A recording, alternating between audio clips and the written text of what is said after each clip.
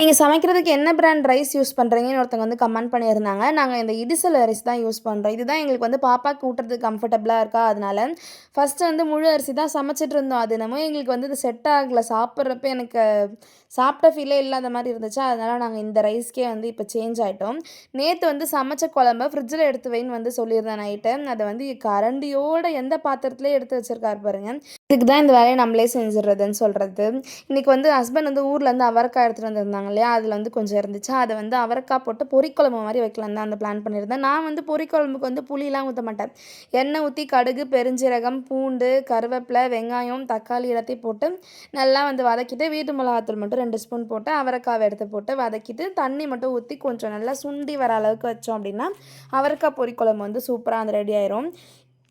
இதே மாதிரி வேணா ஒரு டைம் ட்ரை பண்ணி பாருங்க. இது வந்து சாதத்துக்கு கூட போட்டு பெசஞ்சு சாப்பிட்றப்ப அவ்ளோ டேஸ்ட்டா இருக்கும். சாதம் வடிச்ச தண்ணி கொஞ்சம் பாப்பாவுக்கு வந்து எப்பயுமே வந்து குடுப்பேன் இல்லையா? அத வந்து குடுத்துட்டு, இன்னைக்கு வந்து ஹஸ்பண்ட்க்கும் பாப்பாவுக்கு மட்டும் தான் முட்டை. நான் வந்து இன்னைக்கு முட்டை வந்து சாப்பிடல. இதுதான் எங்க வீட்டோட இன்னைக்கு லஞ்ச் மெனு. உங்க வீட்ல என்ன சமைச்சீங்கன்னு சொல்லிட்டு மறக்காம கமெண்ட் பண்ணுங்க. அவ்வளோதான். பாய்.